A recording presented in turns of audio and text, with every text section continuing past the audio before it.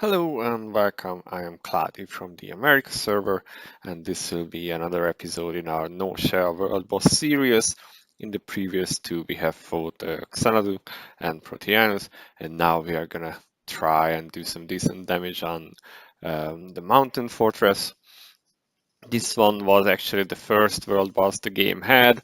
It has some pretty evil mechanics with one-shots and constant stuns, so have to deal with that.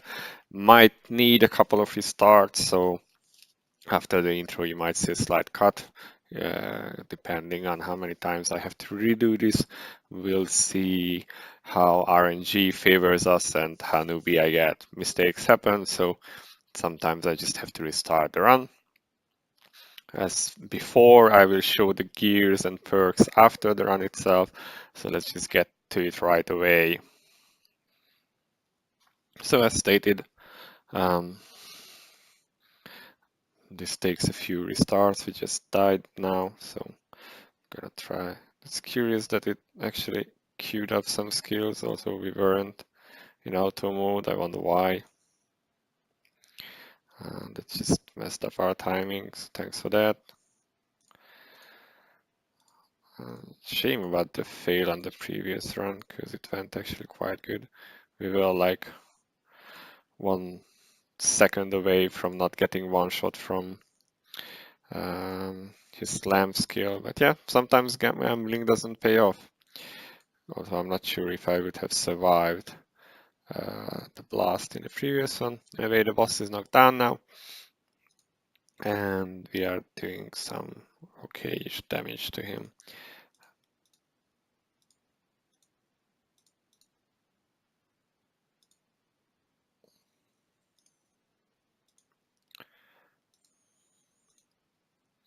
Again, comboing from one skill into the other.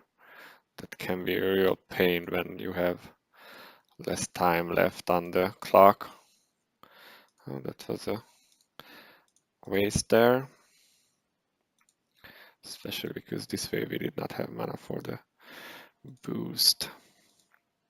Okay.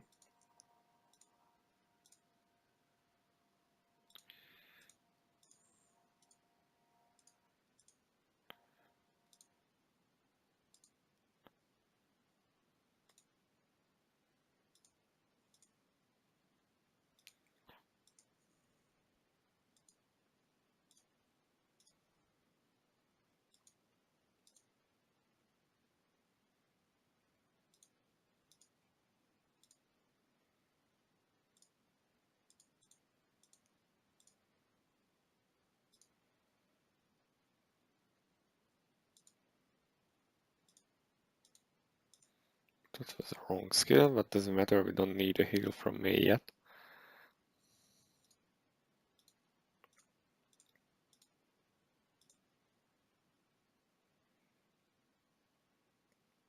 We have crossed the 3-minute mark. At this point, some of his skills are becoming quite deadly, especially to the squishies like Kara and Lewisia. Sadly, I do not have the very high unique treasures for them, which would allow them to get one-shotted from things later on. So, yeah, have to resort to Celica keeping them alive with her S3 skill. Would like to not get hit by that, thank you.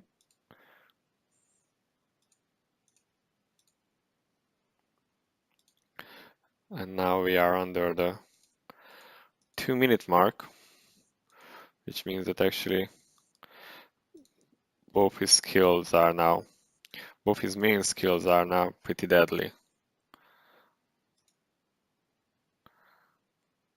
And we do want to get a knockdown there really fast. Like you can see those falling rocks are nearly one-shotting units.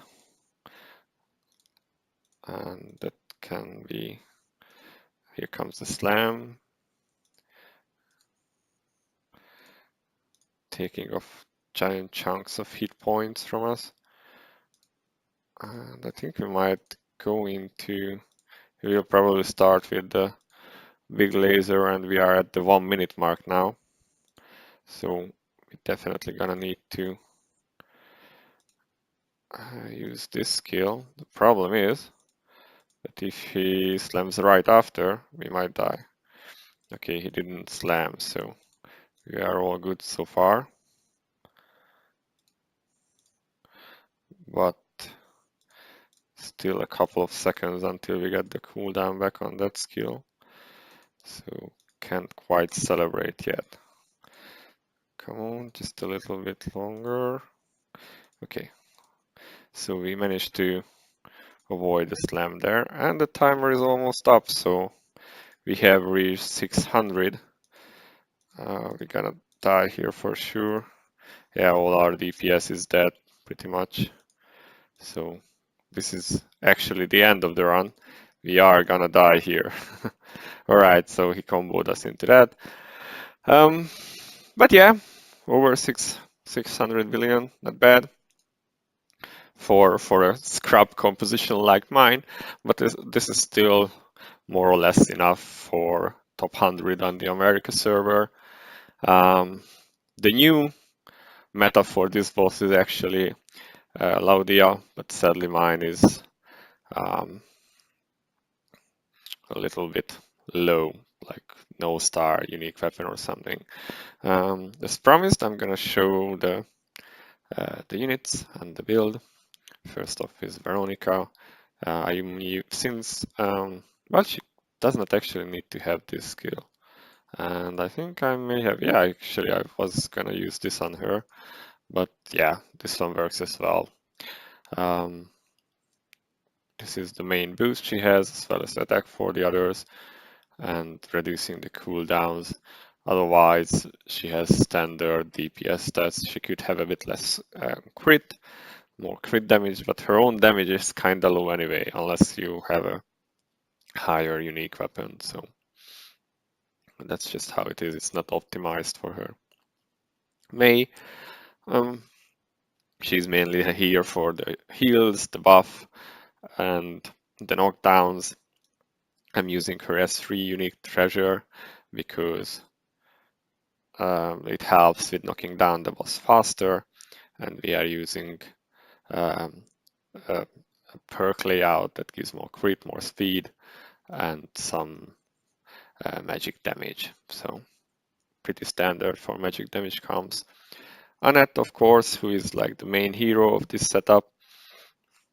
She is here to provide magic damage up and the buffs from her overcharged S2, mainly the CC immunity, because all those rocks and hits and everything is actually a stagger skill or interrupt or even a long stun, so you would definitely die without Anne, unless you have Shea and you are transcending her uh, S2 skill, but we are running Annette here and not Shea. Actually, you should run both, probably, if you have both. Aselica, build as a physical tank here. Her main skills are buffing your damage dealers and providing a little bit of physical defense for them, as well as using her S3 skill to live through those big bursts of damage that would one-shot you. We have, of course, Lovril. Could have more crit damage to buff our guys more, but it's what it is. Standard and damage buff setup.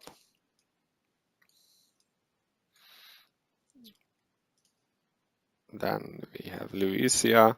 She's kind of outdated, could probably be replaced by Esker, but she works. She provides damage up on both of her skills, and she does reasonably okay DPS on her own. It's just that she's cloth wearing and quite suicidal, so you can often see her get one-shotted by stuff that Kara actually survives. Then of course Kara, who was doing most of the damage here, even though she has been power creeped by Laudia now, and this is actually not her best damage composition. You can use her with an S2 build, but then you need a different unique treasure and you need it high, as well as her UV, of course, is better to be put high. So I'm running her with a different setup.